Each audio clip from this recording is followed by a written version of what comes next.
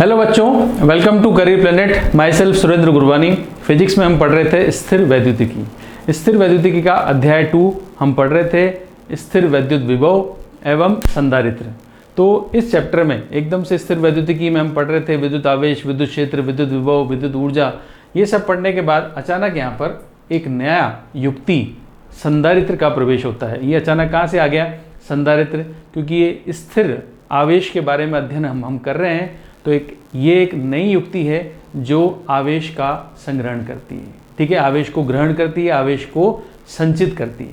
तो एक ऐसी युक्ति जो आवेश का संचय करती है, इसको कहते हैं संधारित्र। इसकी बात हम करेंगे इस चैप्टर में अब आगे।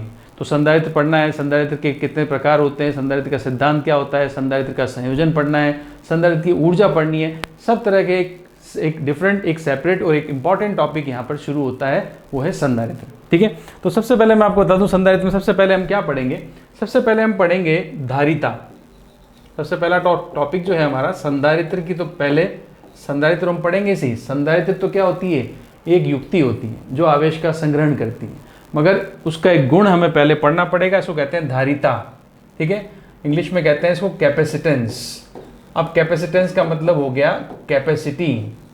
ठीक है, तो कैपेसिटी किस बात की है आपको समझ में आ गई है। यहाँ पर हम क्या कर रहे हैं, कोई भी चालक अगर आवेश ग्रहण करता है तो उसमें आवेश ग्रहण करने की जो क्षमता होती है, आवेश कितना ग्रहण कर सकता है, आवेश ग्रहण करने की क्षमता जो होती है, कैपेबिलिटी या एबिलिटी जो है, उसको कहते हैं धारिता, मतलब धारण करने की क्षमता। धारिता मतलब धारण करने की क्षमता। ठीक है, तो धारिता हम के लिए एक सिंपल लाइन हम लिख सकते हैं। धारिता क्या होगी? धारिता हम कह सकते हैं किसी चालक की, कोई भी चालक अगर लेंगे तो किसी भी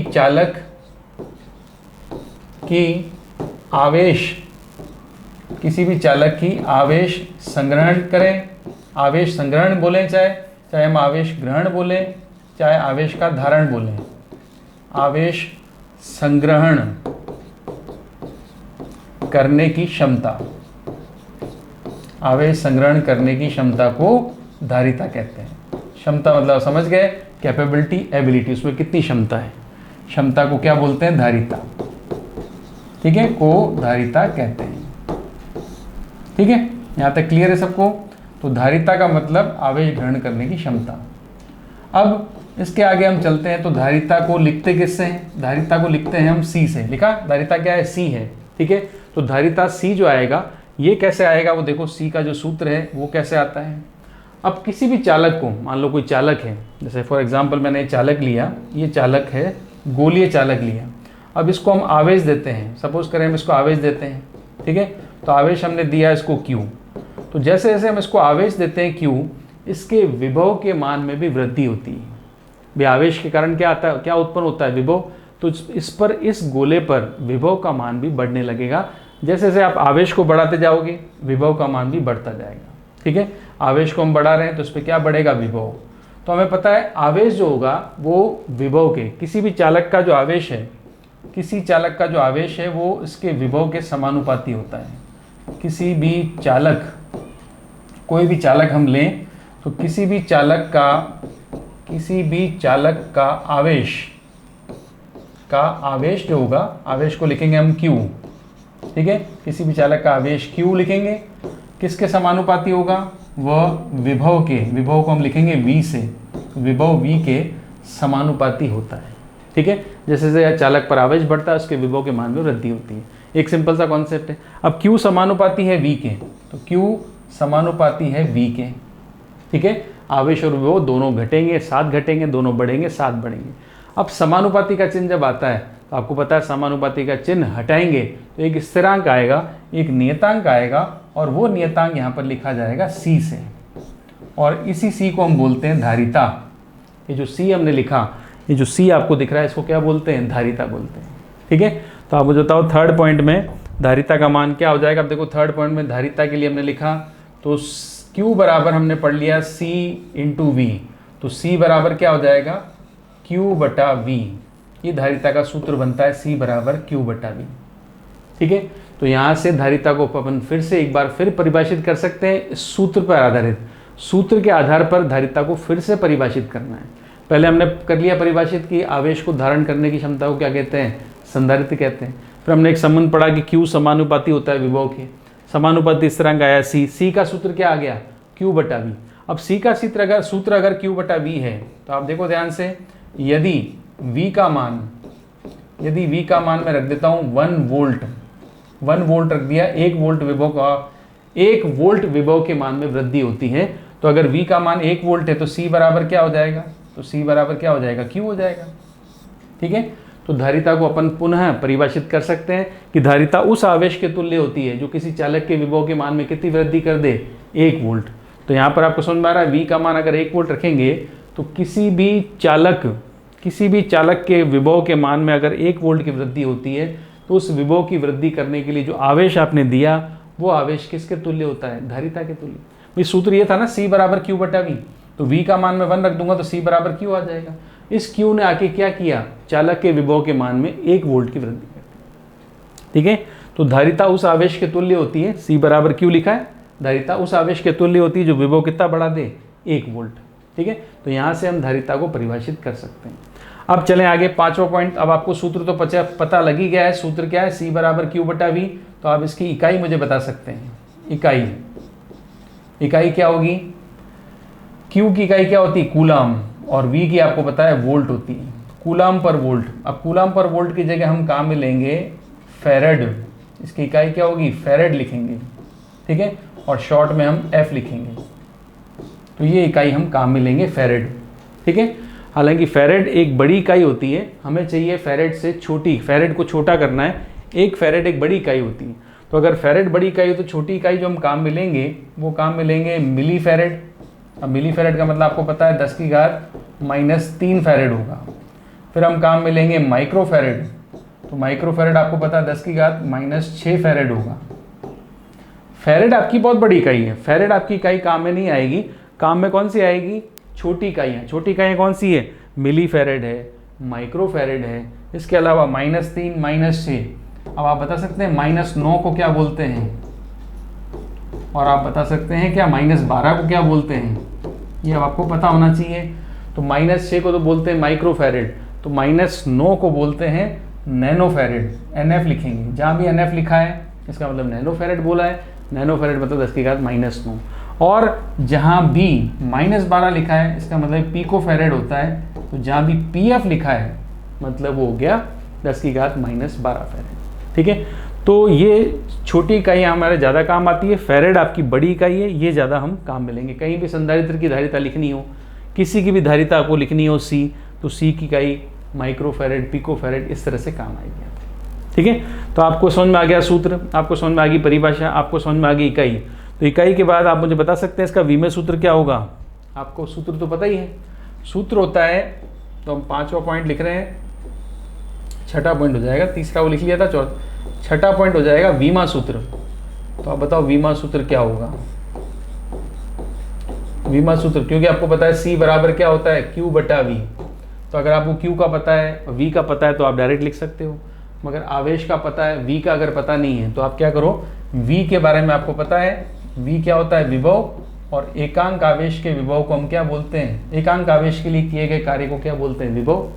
ठीक है, तो विभव जो होगा एकांक आवेश के लिए किया गया कार्य होगा, तो W/Q ये V का सूत्र है, तो V का सूत्र लगा दिया। अगर V का विमा सूत्र डायरेक्ट याद है तो रख सकते हो, मगर याद नहीं है तो V का फिजिकल मतलब भौतिक सूत्र तो रख सकते हैं। अब C बराबर क्या हो गया, देखो Q को ऊपर ले जाओ, तो ये हो गया Q²/W। सही है, अब तो विमा सूत्र लिखना पड़ेगा। आवेश का विमा सूत्र बताओ, आवेश का विमा सूत्र होता है A1T1। ठीक है, और स्क्वायर कर दिया तो हम यहाँ पे इसका स्क्वायर कर देंगे। और कार्य का ऊर्जा का सबका विमा सूत्र एक ही है, बोलो कार्य का m1L2T-2, ये कार्य का विमा सूत्र हो गया। तो टोटल जो धारिता का विमा सूत्र आएगा वो लिखेंगे m-1 L-2, ये T-2 है और ये क्या है, T का +2 है, तो -2 को ऊपर ले जाएंगे और +2 पहले से ही है तो +4 हो जाएगा, और A की पावर क्या हो जाएगी, 2। ये आ गया विमा सूत्र किसका, धारिता का। ठीक है, तो धारिता का विमा सूत्र, हमें सूत्र पता हो, भौतिक सूत्र पता हो हमें, तो हम किसी का भी विमा सूत्र लिख सकते हैं, लिख दिया हमने। ठीक है, तो ये पॉइंट हो गया 6ठा। अब मुझे 7वां पॉइंट लास्ट बता दो कि धारिता कैसी राशि है। धारिता मतलब आवेश धारण करने की क्षमता। ये क्षमता है उसकी, किसी भी युक्ति की, किसी भी चालक की, कि वो कितना आवेश ग्रहण कर सकता है। तो क्या ये क्षमता दिशा पर निर्भर करेगी? नहीं। तो ये कैसी राशि हुई? तो हम लिखेंगे ये कैसी राशि है? अदिश राशि है। ये अदिश राशि, इसके दिशा से कोई लेना देना नहीं है। ठीक है, तो हमने बात कर ली धारिता की, कि धारिता एक गुण होता है। धारिता क्या होता है? गुण होता है, जिसके बारे में हमने पढ़ लिया। ठीक है, अब धारिता अगर गुण होता है तो हम इस गुण का, इस धारिता का मान निकाल सकते हैं किसी गोलीय चालक के लिए। तो एक नया टॉपिक हम लिखते हैं, देखो, गोलीय चालक। गोलीय चालक कोई भी लिया हमने, तो गोलीय चालक की धारिता, क्योंकि हमने धारिता का सूत्र पढ़ा है, उसको इस्तेमाल करते हैं। देखो, गोलीय चालक की धारिता क्या होगी? गोलीय चालक की धारिता हमें निकालनी है। ठीक है, तो गोलीय चालक आप समझ गए। गोलीय चालक कौन सा होगा? ऐसा चालक जिसका आकार गोलाकार हो। इसकी त्रिज्या मैं मान लेता हूँ r है। ठीक है, तो उसको मैंने आवेश दे दिया, जो उसको मैंने आवेश दिया है वो है q। इस गोले को मैंने आवेश प्रदान किया q। तो बताओ इसके विभव के मान में कितनी वृद्धि होगी? भाई आवेश नहीं था तो विभव 0 था, मगर आवेश के आने से विभव क्या होगा? तो इस गोले पर विभव क्या होता है? गोले पर विभव, गोले का विभव हम पढ़ चुके हैं। गोले का विभव क्या होता है? KQ/R, ये विभव होता है। विभव का सूत्र है KQ/R। तो KQ/R क्या हो गया? विभव का सूत्र हो गया। ठीक है, तो अगर विभव का सूत्र मिल गया KQ/R, तो क्या हम धारिता निकाल सकते हैं? धारिता निकाल सकते हैं, बिल्कुल। धारिता चाहिए हमें गोलीय चालक की, तो धारिता का सूत्र होता है, धारिता लिखा C बराबर क्या आएगा? Q/V। Q गोले पर आवेश, V गोले पर विभव। ठीक है, तो C बराबर Q/V। तो Q तो आपको पता है, V का मान रख दें यहाँ से। V का मान क्या हो गया? KQ/R। Q से Q काट दो, तो क्या आया धारिता का सूत्र? बताओ, धारिता का सूत्र आ गया R/K। ठीक है, और K कूलाम नियतांक है, इसका सूत्र आपको पता है। इसका सूत्र होता है 1/4πε0। तो अगर मैं रखता हूँ तो C आ जाएगा 4πε0R। C बराबर क्या आ गया? 4πε0R। ये है किसी गोलीय चालक की धारिता C बराबर 4πε0R। ठीक है, क्लियर है। न्यूमेरिकल के लिए हम ये यूज कर सकते हैं सूत्र। ये क्या है? R/K, क्योंकि हमें K का मान इजी लगता है। K का मान क्या होता है? 9 × 10⁹ वो रखकर हम आराम से इसको सॉल्व कर सकते हैं। ये सूत्र, ठीक है, ये सूत्र काम में लोगे तो क्या होगा? 4 रखो, पाई रखो, ε0 का मान रखो, गुणा करें, फिर उसको सबको गुणा करना पड़ेगा। उससे बढ़िया आप सीधा K का मान रख दो ना यहाँ पर। अच्छा सूत्र है। जब न्यूमेरिकल करोगे तो ये लिखोगे R/K। ठीक है, तो हमने पढ़ लिया गोलीय चालक की धारिता का सूत्र C बराबर क्या होगा? R/K। राइट, अब ध्यान से देखो, ये जो धारिता आई, इस C का जो मान आया, ये इसका जो मान ध्यान से देखोगे क्या है? 4πε0R है, यहाँ R/K है। इस सूत्र को ध्यान में रखते हुए हम बता सकते हो कि धारिता किस राशि पर निर्भर करती है और किस राशि पर नहीं करती। बता सकते हैं आप धारिता किस राशि पर निर्भर करेगी? किसी चालक की धारिता हमने पढ़ी, ये किस राशि पर निर्भर करती है?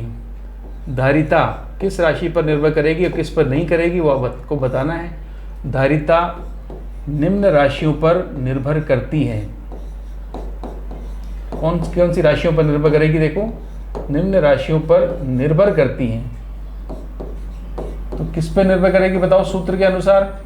सूत्र के अनुसार आपने देखा, सबसे पहले तो C बराबर क्या आया? सूत्र था C बराबर 4πε0R था, ये सूत्र था अभी। ठीक है, तो सबसे पहले तो मुझे दिख रहा है R। अगर गोला की त्रिज्या बड़ी होती तो धारिता जरूर क्या होती? बड़ी होती।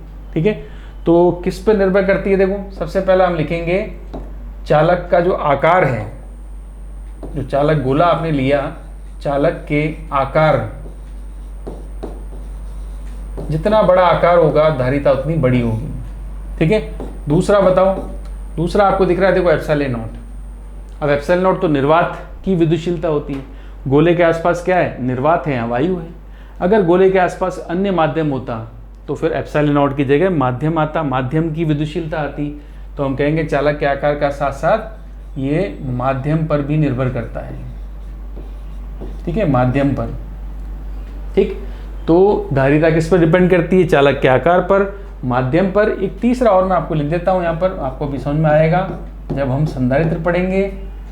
निकट उपस्थित अन्य चालक पर, निकट कोई चालक अगर उपस्थित होगा उस पर और निर्भर करेगा। निकट उपस्थित अन्य चालक पर,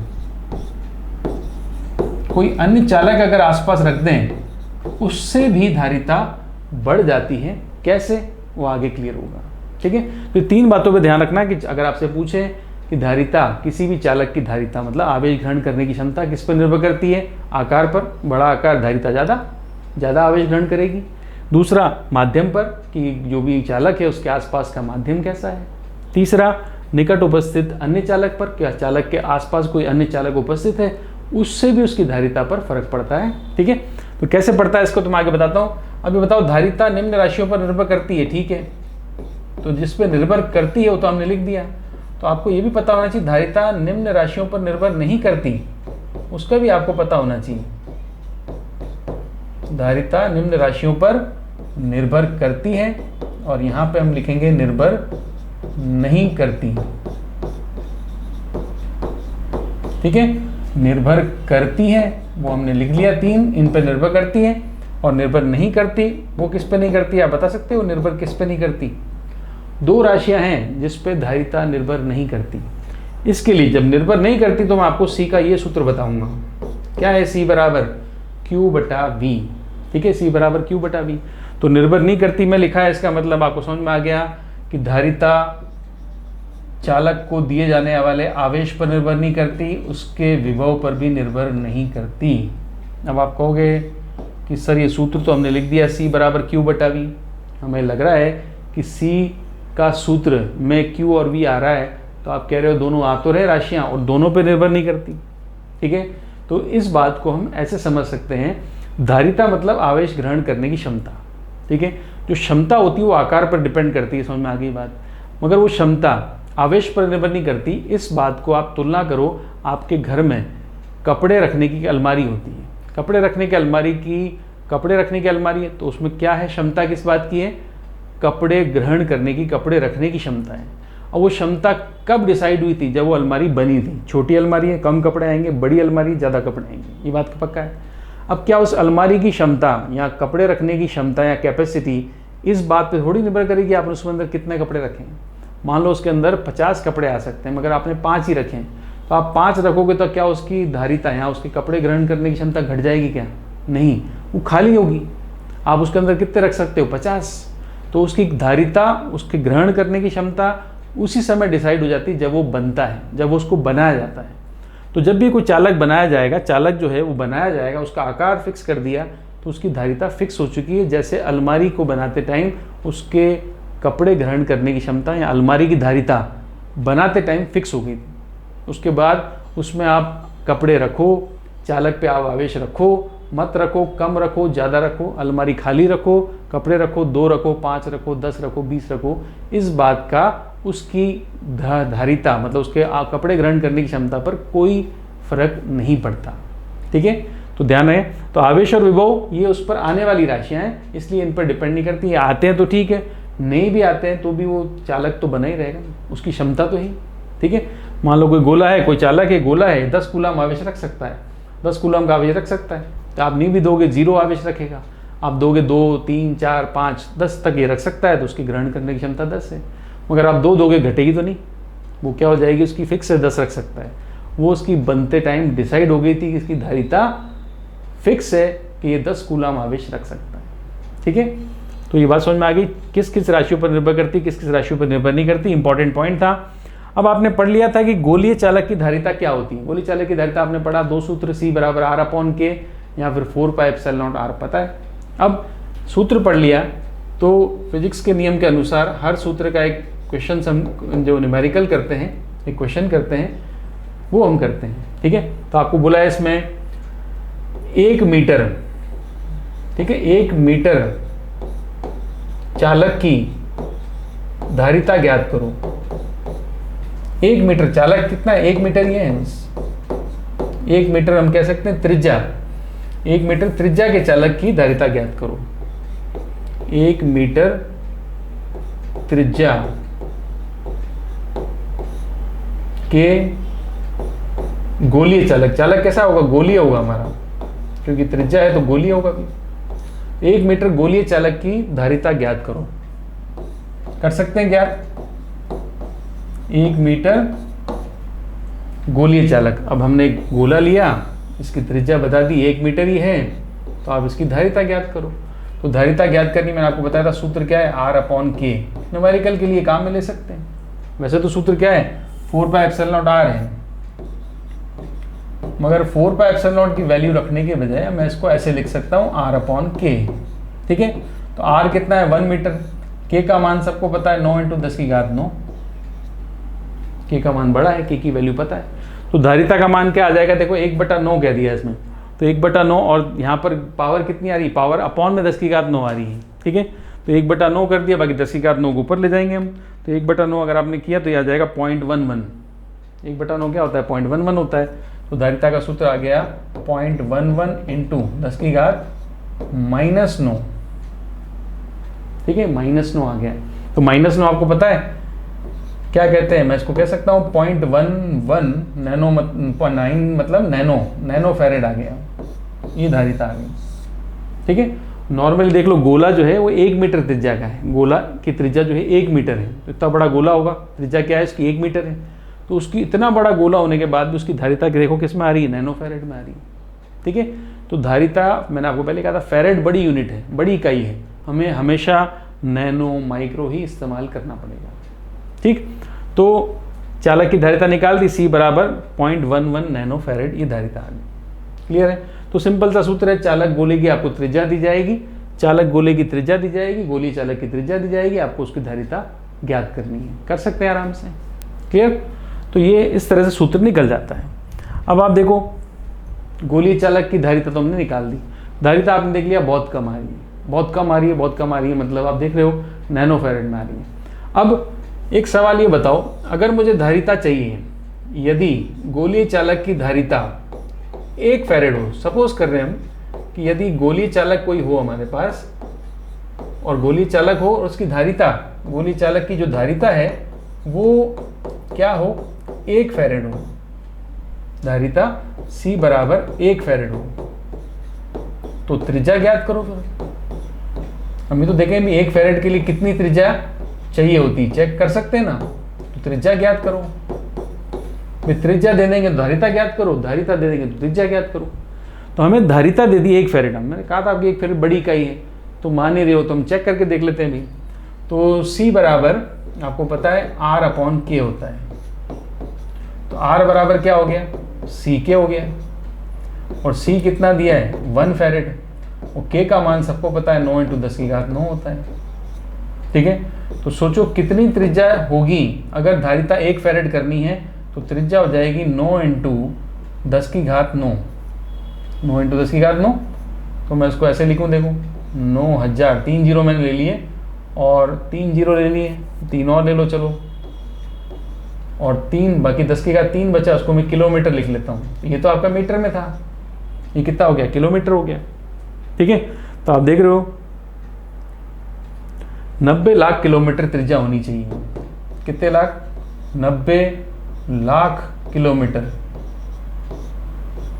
90 लाख किलोमीटर की त्रिज्या होगी। इतना बड़ा गोला होगा, इतना बड़ा गोला जिसकी त्रिज्या क्या हो, 90 लाख किलोमीटर हो, तब जाके उसकी धारिता क्या होगी, 1 फैरेड।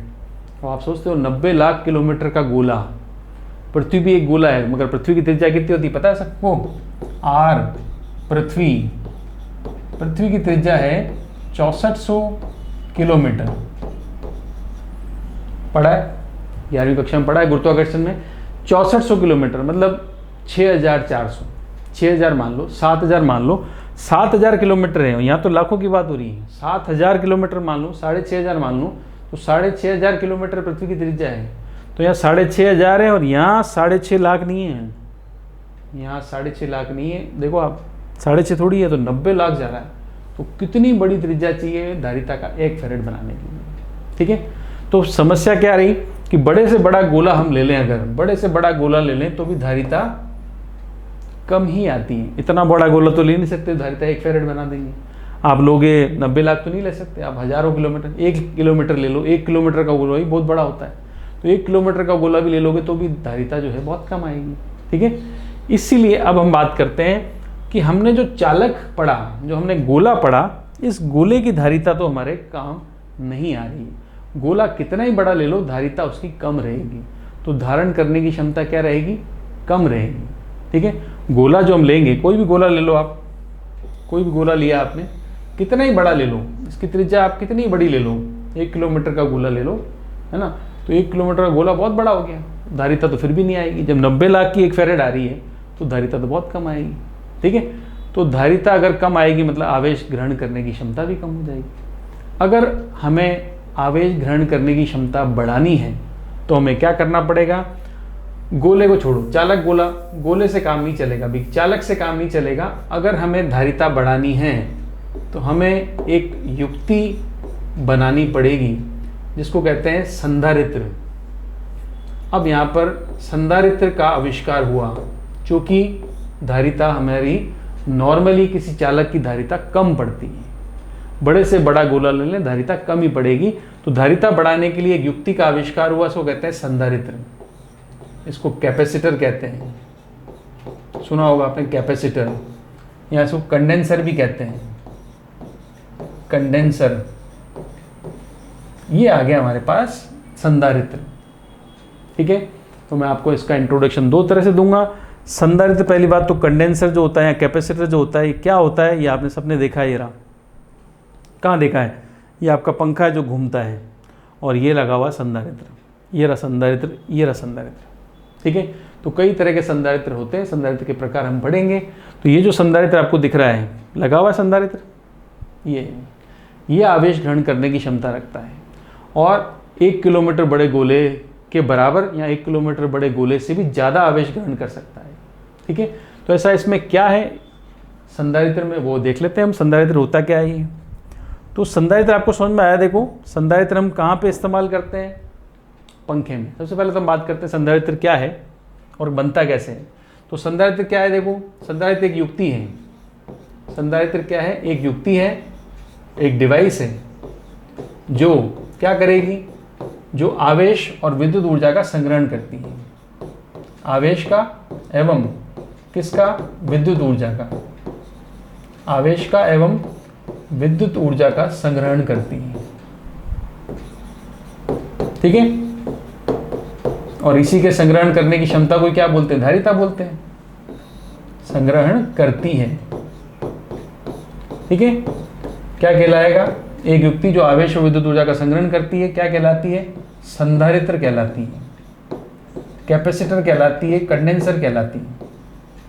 ये बात आपको समझ में आ गई। ठीक है, तो ये ऐसी युक्ति जो ऊर्जा का संग्रहण करती है, आवेश का संग्रहण करती है, इसको संधारित्र कहते हैं। तो इसका पंखे में क्या काम है, सर आपने दिखाया अभी पंखे में लगा हुआ था, तो पंखे में क्या काम है इसका, वो समझते हैं। सबसे पहले तो वो समझते हैं, फिर हम समझेंगे इसकी बनावट के अनुसार परिभाषा। पहले इसकी उपयोग के अनुसार परिभाषा समझो संधारित्र होता क्या है, फिर हम पढ़ेंगे इसकी बनावट के बना कैसे, उसके हिसाब से परिभाषा। तो आप मुझे बताओ, सबसे पहले तो फैन में हम ऑन करते हैं। ठीक है, कोई मशीन है, फैन ले लो, कूलर का पंखा ले लो, आपके पानी की मोटर ले लो, पानी को चढ़ाने का जो पंप होता है, ठीक है, पंप या मोटर कह लो आप, इन सब में जो भी मोटर आप देखोगे ना, सब में एक कैपेसिटर लगा होता है। ठीक है, और इसका काम है कि मोटर आपकी रुकी हुई है, पंखा आपका रुका हुआ है, कूलर का पंखा आपका रुका हुआ है, आपने बटन ऑन किया, उसको स्टार्ट करने के लिए एकदम से ज़्यादा ऊर्जा चाहिए होती है। भाई रुकी हुई चीज़ है ना, रखी हुई चीज़ है, रखी हुई चीज़ को क्या होगा, जब आप स्टार्ट करोगे ना घुमाना, तब आपको ज़्यादा ऊर्जा चाहिए। एक बार आपके अगर घूमने लग गया, पंखा घूमने लग गया, चलना शुरू हो गया, उसके बाद ऊर्जा कम चाहिए होती है, मगर स्टार्ट करने के लिए सबसे ज़्यादा ऊर्जा चाहिए होती है। ठीक है, तो किसी भी आप सिंपल सपोज करो, बड़े कूलर का एक पंखा है, आपके सामने रख दिया, लाइट उसकी अलग कर दो, बटन उसका निकाल दो, प्लग उसका निकाल दो। अब आपको बोला पंखा घुमाओ। ठीक है, तो पंखा जब शुरू में पकड़ोगे, घुमाओगे, तो आपको शुरू में आपकी लगेगी ज़्यादा ताकत। एक बार उसने स्पीड पकड़ ली, फिर आप उसको उंगली से भी पकड़ के आराम से घुमा सकते हो अपनी स्पीड से। चलते हुए पंखा नहीं, लाइट से नहीं चलाना है, वो तेज़ चलता है, आप अपने हाथ से चलाओ उसको। तो शुरू में जब चलाते हैं उसको, तब तो आपको ज़्यादा ऊर्जा देनी पड़ेगी। एक बार ज़्यादा ऊर्जा देके स्टार्ट कर दिया, घुमाना शुरू कर दिया, वो घूमने लग गया, फिर तो आप उंगली के इशारे से भी उसको घुमा सकते हो आप आराम से। क्या ये समझ में आती बात? पंखा है, कूलर का पंखा, उसको हाथ से घुमाओ। शुरू में स्टार्ट करोगे तब आपको ज़्यादा ऊर्जा देनी पड़ेगी, एक बार वो घूमने लग गया फिर आप उसको उंगली के इशारे से या उंगली को टच करके भी उसमें घुमा सकते हैं। ठीक है, ये सेम कॉन्सेप्ट लगता है संधारित्र में। संधारित्र क्या करता है, जैसे आप प्लग ऑन करोगे, लाइट दोगे, लाइट ऑन करोगे, बटन ऑन करोगे, तो संधारित्र में जो ऊर्जा संचित होती है वो एक बार को पंखे को मिलती है, ताकि वो एक बार पंखा सडन स्टार्ट हो जाए। फिर तो उसको क्या चाहिए, फिर तो उसको एक कांस्टेंट धारा चाहिए, कम धारा चाहिए, कम ऊर्जा चाहिए। फिर वो कम ऊर्जा उसको आराम से जो बिजली के जो तार हैं घरों में उनसे मिल जाती है। ठीक है, बिजली के तार उनसे मिलती रहती है। एक बार उसको अगर आप जंप लगा के एक बार जोरदार स्टार्ट कर दिया, फिर वो आराम से धारा चलता रहेगा, फिर वो तेज चलता रहेगा। समझ में आ रही बात? तो संधारित्र का काम क्या है, शुरुआत में एक साथ एनर्जी देना, एक साथ ज़्यादा एनर्जी देना, ताकि वो पंखा एक स्पीड पकड़ ले, फिर आप उसके साथ उसको आराम से चला सकते हो। क्लियर है? तो पंखे को स्टार्ट करने के लिए एक साथ ज़्यादा ही एनर्जी चाहिए, एक साथ ज़्यादा ऊर्जा चाहिए, वो काम कौन करेगा? संधारित्र करेगा। ठीक है, इसको आप एक सिंपल सा एग्जांपल समझ सकते हो। जैसे हमें पता है तारों में धारा चलती है, वैसे ही नलों में पानी की धारा चल रही है, नल में पानी की धारा चल रही है। ठीक है, अगर आप नल के पास खड़े हो, किसी भी नल के पास खड़े हो, आपको किसी को गीला करना है। ठीक है, नल खोला, नल खोल के पानी लिया और किसी को गीला कर रहे हैं। ठीक है, आप गीला करोगे तो हाथ में कितना पानी आएगा, आप गीला करते रहो, तो उसको जो गीला होने में उसमें टाइम लगेगा, उसको गीला होने में एकदम से उसको फील नहीं आएगा कि मैं गीला हो रहा हूँ, धीरे धीरे वो गीला होगा। यही अगर आपको किसी को तुरंत गीला करना है, फटाफट गीला करना है, तो आप क्या करो, नल खोलो, नल खोल के नल के नीचे एक बाल्टी लगा दो, बाल्टी को भरने दो। ठीक है, भरने दो। वो जैसे संधारित्र ऊर्जा संग्रहित करता है, वैसे बाल्टी क्या करती है, जल का संग्रहण करती है। तो जैसे वो बाल्टी भर जाएगी, उसको बुलाओ गीला करने के लिए, और वो बाल्टी पूरी एकदम से डाल दो, फिर उसको नल के नीचे बिठा दो। ठीक है, फिर वो एक बार तो गीला हो गया। वो किससे गीला हुआ? सडन फर्स्ट टाइम जो गीला किया आपने किससे किया? बाल्टी से। मज़ा आ गया गीला होके। अब उसको नल के नीचे बिठा दो, वो गीला होता रहेगा। ठीक है, तो बात समझ में आई? यहाँ पे बाल्टी संधारित्र है और नल जो है वो आपके घर में आने वाली धारा है, आपके घर में आने वाली लाइट है, करंट है। ठीक है, तो बाल्टी का इस्तेमाल करते हैं सडन पानी सारा इकट्ठा करके भर के रख दिया और एकदम से डालने के लिए। ठीक है, और इसी तरह संधारित्र का इस्तेमाल करते हैं, ऊर्जा संग्रहित कर लेगा और एकदम से पंखे पे उड़ेलने के लिए, उसको स्टार्ट करने के लिए। क्लियर है? इतना सा ध्यान रखें, संधारित्र का काम ये होता है। राइट, अब संधारित्र का तुलना बैटरी से नहीं करनी है। बैटरी भी आपकी क्या करती है? ऊर्जा संग्रहित करती है। ठीक है, बैटरी ऊर्जा संग्रहित करती है, मगर जो सडन देने वाला जो काम है, अचानक जो आपको ऊर्जा चाहिए, वो संधारित्र देगा। ये अचानक देता है और पूरी की पूरी एक बार में खाली कर देता है। बैटरी क्या है? नियत धारा देगी। बैटरी क्या करेगी? नियत आपको धारा देती रहेगी, नियत करंट देती रहेगी। मान लो आपको स्टार्ट करने के लिए, पंखे को स्टार्ट करने के लिए 50 एम्पीयर की धारा चाहिए, और बिजली का जो तार है, आपका जो बिजली का तार चल रहा है घर में, इस तार में जो धारा आ रही है वो 5 एम्पीयर की आ रही है। तो 50 एम्पीयर तो कौन देगा? संधारित्र देगा ना। 50 एम्पीयर तो संधारित्र दे सकता है। धारा कितनी दे रही? 5 एम्पीयर की। इस धारा, चाहे घर में लाइट आ रही है उससे लोगे, चाहे ये तार आप बैटरी से जोड़ दो तो भी 5 एम्पीयर ही देगा। मगर जो अचानक आपको 50 चाहिए थी, वो कौन देगा? संधारित्र देगा। ठीक है, तो तुलना नहीं करेंगे बैटरी के संधारित्र से। संधारित्र थोड़ी देर के लिए ऊर्जा संग्रहित करता है और पूरी की पूरी एक साथ ऊर्जा खाली भी कर देता है। बैटरी ऊर्जा संचित करती है और वो धीरे धीरे कुछ घंटों में वो बैटरी खर्च होती है। ठीक है, क्लियर है? चलो अब देखो आप, एक युक्ति जो आवेश हो विद्युत ऊर्जा का संग्रहण करती है, उसे क्या कहलाती है? संधारित्र कहलाती है, कैपेसिटर कहलाती है, कंडेंसर कहलाती है। दूसरी परिभाषा जो इसकी होगी वो देखो ध्यान से, बनावट के हिसाब से।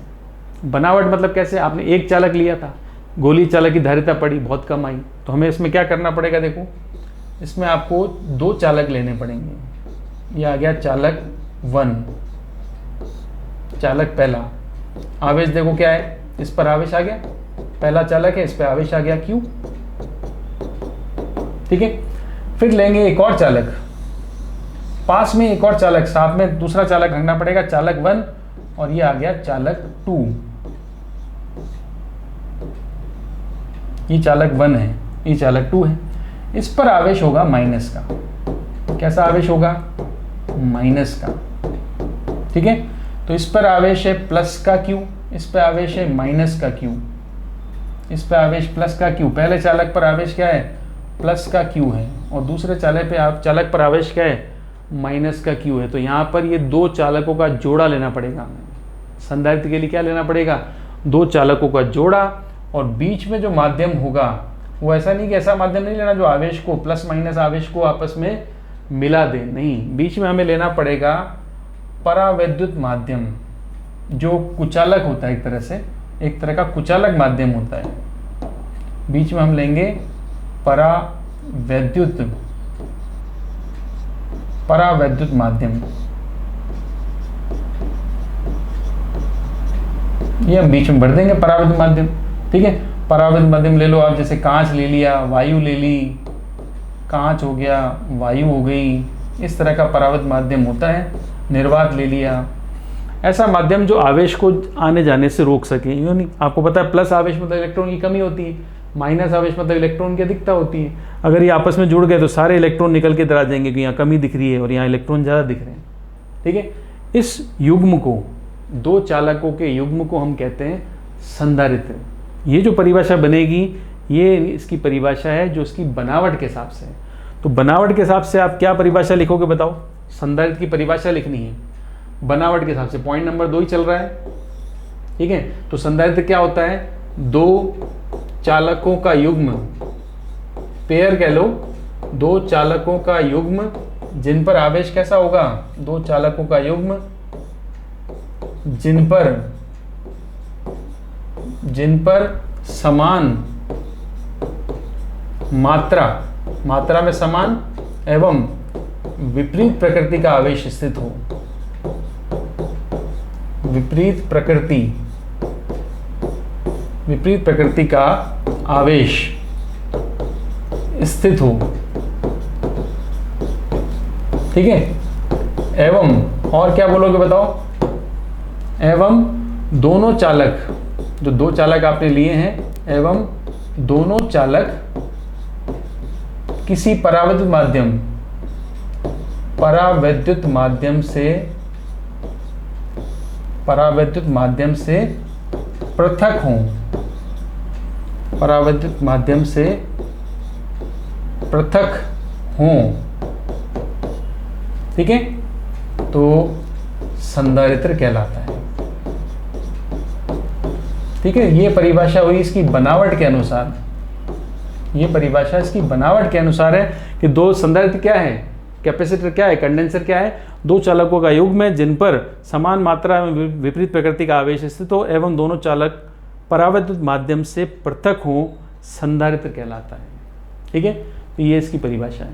राइट, तो आपको समझ में आ गई संधारित्र बनता कैसे, संधारित्र का इस्तेमाल क्या है, संधारित्र बनता कैसे, आपको क्लियर है। राइट, अब हम देखते हैं संधारित्र में ऐसा क्या है कि ये गोलीय चालक से अधिक आवेश संग्रहित कर लेता है। ये संधारित्र बनाया क्यों, दो चालकों का युग्म लिया ही क्यों, तो क्यों लिया वो आपको समझाना है इसमें संधारित्र के सिद्धांत में। आपका जो संधारित्र है इसका सिद्धांत आपको समझाना पड़ेगा, प्रिंसिपल, कि भी क्या है प्रिंसिपल, क्या है सिद्धांत, वो देखो आप, संधारित्र का सिद्धांत। ठीक है, तो संधारित्र का सिद्धांत हमें समझना पड़ेगा कि गोलीय चालक से बेहतर क्यों है, और ये बनाया है जरूर, इसका मतलब बनाया तो फायदा तो होगा। फायदा क्या है कि गोलीय चालक से, बड़े बड़े गोलीय चालक से ज़्यादा आवेश संग्रहित करता है। छोटा संधारित्र बड़े गोलीय चालक से ज़्यादा आवेश संग्रहित करता है। तो इसमें ऐसा क्या खास है, क्यों करता है, वो आपको समझ में आएगा सिद्धांत में। तो आप देखो सिद्धांत में सबसे पहला चित्र बना रहे हैं हम, संधारित्र का सिद्धांत समझ रहे हैं, चालक ले रहे हैं पहला। तो ये पहला चालक लिया मैंने, चालक प्लेट ले ली, चालक कोई भी ले सकते हैं, तो मैंने चालक प्लेट ली है, चालक प्लेट ए ले ली, मान लो एक प्लेट है, उसको आवेश दे दिया प्लस का Q। ठीक है, पहला डायग्राम बनाया मैंने, तो आवेश क्या दिया इसका, प्लस का Q दे दिया। तो इस चालक प्लेट की धारिता क्या हो जाएगी, धारिता हो जाएगी C बराबर Q/VA। ठीक है, आवेश Q है, विभव क्या है इसका, VA है, रख दिया, C बराबर क्या होगा, Q/V। ठीक है, तो ये चालक प्लेट ली, मैं चालक गोला भी ले सकता, तो गोले की धारिता तो यही है। अब ध्यान से देखना डायग्राम, अब हमें क्या चाहिए, हमें तो संधारित्र के बारे में पढ़ना था। तो संधारित्र में पढ़ने के लिए हमें क्या करना है भाई, संधारित्र के लिए तो आपको क्या चाहिए, एक प्लेट से तो काम नहीं चलेगा, क्योंकि हमने परिभाषा में भी पढ़ा कि चालक में क्या होता है, सॉरी संधारित्र में क्या होता है, चालकों का युग्म होता है। तो युग्म मतलब एक प्लेट ये रही, अब जिस पर आवेश प्लस का Q है, इस प्लेट का नाम A है, इस प्लेट के पास में एक अन्य प्लेट ले आते हैं B प्लेट है, ठीक है। और ये B प्लेट जो है इसको मैं कहता हूँ ये उदासीन प्लेट है, ये आपकी A, ये आपकी B और ये B प्लेट हो गई। ये कैसी है, उदासीन है, मतलब न्यूट्रल है। उदासीन का समझ गए, ना प्लस है ना माइनस है, कोई आवेश लेके नहीं आई। बट ये प्लेट A के पास में लाके रखोगे ना, इसको पास में लाके रखोगे तो क्या होगा, प्रेरण होता है, आवेश प्रेरण विधि से आएगा। तो यहाँ पर कौन सा आवेश आएगा, यहाँ पर आवेश आ जाएगा माइनस का, ठीक है, और यहाँ पर आवेश क्या हो जाएगा, प्लस का, ठीक है। तो ये प्लेट B है। अब प्लेट B पे दो आवेश आ गए, एक तो आ गया माइनस का Q आवेश, एक आ गया प्लस का Q आवेश। दो आवेश हैं, दो विभव भी होंगे। माइनस Q का विभव क्या होगा बताओ, माइनस Q का विभव होगा माइनस VB और प्लस Q का विभव होगा प्लस VB, ठीक है, ठीक है। और इसका तो आपको पता ही है, ये है आपका, इसका विभव तो था VA जो प्लस का ही था, ठीक। अब दो चालक हमने पास रख दिए, राइट। संधारित्र बनाने की कोशिश की, बनाया भी सही, मगर ये दूसरी प्लेट जो लाके रखी इस पे प्रेरण से आवेश आया माइनस प्लस दोनों। अब बताना देखो ध्यान से, सेकंड डायग्राम जो हमने बनाया, अब मुझे धारिता निकालनी है।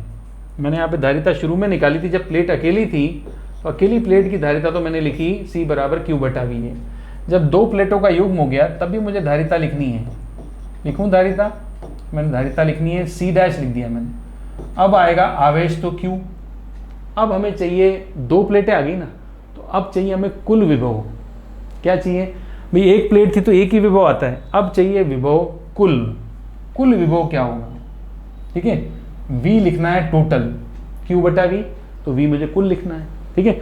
तो कुल विभव क्या होगा बताओ, C' = Q/A का विभव क्या है, V है, B का विभव क्या है, माइनस VB भी है और प्लस का VB भी है। तो क्या यहाँ पर कुछ खास फर्क पड़ा, ठीक है, कुछ खास फर्क नहीं है, जस्ट जरूर बस ये थोड़ा सा फर्क पड़ेगा कि माइनस का आवेश है वो प्लेट A के पास है, प्लस का आवेश थोड़ा दूर है, ये दोनों लगभग बराबर ही होते हैं, ठीक है। हालांकि अब देखा जाए तो ये जो माइनस का V है, माइनस का V ज़्यादा होता है, माइनस का VB जो होता है ज़्यादा होता है प्लस के VB से, क्योंकि माइनस Q प्लेट A के, जो प्लेट आपने बनाई ना प्लेट A, चालक A के निकट है, चालक A के निकट है, ठीक है। तो माइनस का VB प्लस के VB से बड़ा होता है, माइनस का जो VB हमने लिया वो प्लस के VB से बड़ा होता है। तो मैं इसको VB डैश लिख देता हूँ, ज़्यादा है ये कम है तो डैश लिख दिया, यहाँ भी मैंने डैश लिख दिया, ठीक है। मगर माइनस का VB प्लस के VB से थोड़ा ज़्यादा होगा, ज़्यादा इतना नहीं फर्क पड़ेगा, बस ये माइनस पास है। विभव क्या होता है, विभव का सूत्र में क्या पढ़ा बताओ, विभव का सूत्र क्या पढ़ा, अभी भी तो पढ़ा था गोले में। विभव का सूत्र क्या होता है, KQ/R, जितना R कम होगा विभव क्या होगा, ज़्यादा होगा ना, ठीक है। तो इस प्लेट से कौन सी प्लेट का R कम है, माइनस आवेश प्लेट का ये वाला किनारा इसके ज़्यादा नज़दीक है, इसलिए माइनस का विभव ज़्यादा होगा, प्लस का विभव कम होगा, ठीक है। थोड़ा फर्क पड़ेगा। तो ओवरऑल देखोगे माइनस कुछ घटाया हमने तो कुछ जोड़ा भी सही, ओवरऑल यहाँ पर विभव में ज़्यादा फर्क नहीं पड़ेगा, ओवरऑल यहाँ पर विभव में ज़्यादा फर्क नहीं पड़ा। तो धारिता तो लगभग C' जो है वो लगभग C के बराबर आएगी, मैं कह सकता हूँ लगभग C के बराबर है, लगभग कह रहा हूँ मैं, तो C के बराबर आ जाएंगे। यहाँ नहीं लिख रहे तो इसको हटाते हैं यहाँ से, तो मैं कह दिया C' जो है वो लगभग C के बराबर होगी। ये पहले C था, अब भी C है, ज़्यादा फर्क नहीं है, ठीक है। थोड़ा सा फर्क आया था बट वो इतना इफेक्ट नहीं कर रहा है। तो फिर क्या करें, तो फिर क्यों बनाया अभी, क्यों प्लेट लाए B प्लेट लाए भी सही, मगर विभव में ज़्यादा फर्क नहीं पड़ा, विभव में फर्क नहीं पड़ा तो धारिता में फर्क नहीं पड़ा। तो फिर क्या फ़ायदा हुआ, फ़ायदा अब दिखेगा आपको थर्ड डायग्राम में। अब ध्यान से देखना, थर्ड डायग्राम, प्लेट आपकी A ये रही, A प्लेट पर कैसा आवेश था, प्लस का, इस पर आवेश कैसा है, प्लस का Q है, ये प्लेट A है। फिर ये जो प्लेट B है, इधर आवेश कैसा है, माइनस का, पता है भी इधर तो माइनस Q का आवेश है। अब आप कर दो इस प्लेट का बाहरी किनारा भू संपर्कित, ये काम इंपॉर्टेंट है। क्या कर दिया, भू संपर्कित कर दिया, भू संपर्कित कर दिया तुमने, ये काम किया अच्छा। अब क्यों अच्छा किया, देखो ये है हमारा थर्ड डायग्राम। अब बताओ विभव की अगर मैं बात करूं तो विभव बताओ, इसका विभव तो होगा VA प्लस का, इस पर विभव एक ही बचा है अब, माइनस का VB। अब धारिता निकालूं, अब मैं अगर धारिता निकालता हूं तो देखना ध्यान से क्या आएगी। अब मैं धारिता निकालूं तो धारिता C डबल डैश लिख दिया मैंने, वो आएगा Q बटा V। अब जो V लिखूंगा मैं वो आएगा VA माइनस VB, प्लस का VB हट गया, अब है VA माइनस VB। जो माइनस का विभव था वही घटेगा, जो प्लस का विभव था, यहाँ से प्लस का विभव था ना यहाँ पर VB, वो भू संपर्कित करने से वो सारा आवेश हट गया तो विभव भी हट गया। क्लियर। तो ये जो प्लस का आवेश था वो जमीन में चला गया, मतलब जमीन से निरस्त हो गया, भू संपर्क करते ही वो जीरो हो जाता है, तो आवेश खत्म हो गया, तो आवेश खत्म हो गया तो विभव भी क्या हो गया, खत्म हो गया। तो कौन गायब हुआ यहाँ से, प्लस का VB गायब। तो प्लस का VB गायब हुआ तो C डबल डैश जो मान मिला हमें वो देखना ध्यान से। अब संधारित्र का जो सिद्धांत है वो क्या है, सिद्धांत में आप क्या बताओगे, देखो C बराबर होता है Q बटा V। इसका मतलब C विभव के व्युत्क्रमानुपाती है, आवेश नियत रखें तो Q क्या रखेंगे, नियत, Q रख दिया नियत, तो धारिता विभव के व्युत्क्रमानुपाती है। तो आपने जो दूसरी प्लेट लाए, दूसरा चालक लाए, दूसरे चालक पर ऋण आवेश दिया, ऋण आवेश से ऋण विभव बना, ऋण विभव से क्या हुआ, कुल विभव जो हो गया, ये जो विभव है V ये घट गया। विभव इस चालक, दूसरे चालक की वजह से जिस पर ऋण आवेश था, ये माइनस VB आया, माइनस VB के कारण विभव क्या हुआ, घट गया। विभव घट गया तो धारिता क्या हो जाएगी, बढ़ जाएगी। धारिता क्या हो जाएगी, बढ़ जाएगी। धारिता बढ़ जाती है, यही तो सिद्धांत है। सिद्धांत क्या होगा कि दो चालक का जो युग्म बनाया ताकि विभव का मान घट सके और धारिता का मान बढ़ सके, ये संधारित्र का सिद्धांत है। और ये धारिता काफ़ी बढ़ जाती है, ये धारिता काफ़ी ज़्यादा बढ़ जाती है क्योंकि विभव हमने काफ़ी कम कर दिया। भी मान लो विभव ए का विभव जो है, ए विभव ये लिखा ना A माइनस B, ठीक है। मैं डेटा वाइज समझाऊँ, देखो धारिता काफ़ी अच्छी बढ़ जाती, काफ़ी ज़्यादा बढ़ जाती है। देखना ध्यान से, पहले था C बराबर था Q बटा V है, ठीक है। मैं कह दिया देखो Q की वैल्यू है 10 कूलम और VA की वैल्यू है 2 वोल्ट, तो कितनी धारिता आई, 5 फेरेड आ गई। अब मैं जो लास्ट में जब मैं पहुंचा था तो क्या था, Q बराबर C, नई धारिता क्या थी, VA माइनस VB। दूसरा चालक लाए जिस पर ऋण आवेश था, तो दूसरे चालक का ऋण आवेश, तो विभव भी क्या होगा, ऋण, ठीक है। तो ये अब Q कितना था, 10 कूलम, वो 10 रख दिया। पहले का विभव था 2 वोल्ट, पहले का विभव कितना है, 2 वोल्ट। तो क्या इसका तुम्हें लगता है कि इसका 2 वोल्ट है, तो इसका क्या होगा, इसका कोई इन थोड़ी कि आधा वोल्ट हो जाएगा या 1/4 वोल्ट हो जाएगा, बहुत ही कम होगा, ऐसा तो नहीं है। ये जो विभव आया ये भी इस आवेश की वजह से आया, ये विभव भी इस आवेश की वजह से आया, बस थोड़ा सा गैप है, थोड़ा सा दूर है। दूरी की वजह से जो माइनस का जो विभव आएगा वो थोड़ा सा कम आएगा। थोड़ा सा कम मतलब 1.999 ले लिया मैंने। भी ए विभव भी प्लस Q आवेश से आएगा, माइनस जो VB है ये भी माइनस Q की वजह से आ रहा है, तो आवेश तो समान है ना, और दोनों प्लेटों में थोड़ा सा अंतर रहता है, इस वजह से थोड़ा दूरी पे है, इसलिए थोड़ा सा विभव इनमें बहुत कम अंतर होता है। अब तुम ध्यान से देखो, पहले 5 फेरेड था, अब कितना आ रहा, देखना बच्चों, क्या धारिता मिलती है, 2 माइनस 1.99 0.001 मिला।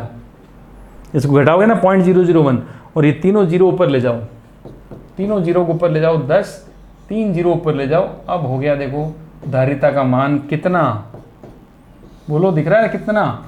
पहले कितना था, 5 फेरेड, अब कितना हो गया, 10,000 फेरेड, 10,000 फेरेड। तो आप देखो जितनी धारिता बढ़ी, ये 5 फेरेड, इसकी धारिता 5 है, और ये होगी 10,000 फेरेड। तो 10,000 फेरेड को हम लिख सकते हैं, 5 से गुणा करके लिखें अगर, तो मैं इसको 2000 × 5 लिख सकता हूँ क्या, बिल्कुल लिख सकता हूँ। तो आपने जो दूसरा चालक लेके आए ना, ये वाला दूसरी प्लेट लेके आए, दूसरी प्लेट पर क्या आवेश रखा, माइनस का, विभव भी कैसा हो गया, माइनस का। उससे जो धारिता बढ़ी है वो देखो ध्यान से कितनी हजार बढ़ गई, 2000 गुना बढ़ गई, 2000 गुना। पहले क्या थी 5, अब हो गई 2000 गुना, 2000% के धारिता में इंक्रीमेंट हुआ। पहले 5 फैरेड के हिसाब से धारिता रखेगी, आवेश रखेगी, अब वो 10,000 का जो धारिता हो गई उस हिसाब से आवेश रखेगी। ठीक है, तो आप समझते हो संधारित्र बनाने का कितना अच्छा फायदा हुआ, इसलिए संधारित्र को बनाया जाता है। क्लियर है? आई होप आपको थोड़ा सा कॉन्सेप्ट क्लियर होगा, डेटा से थोड़ा और क्लियर हुआ होगा।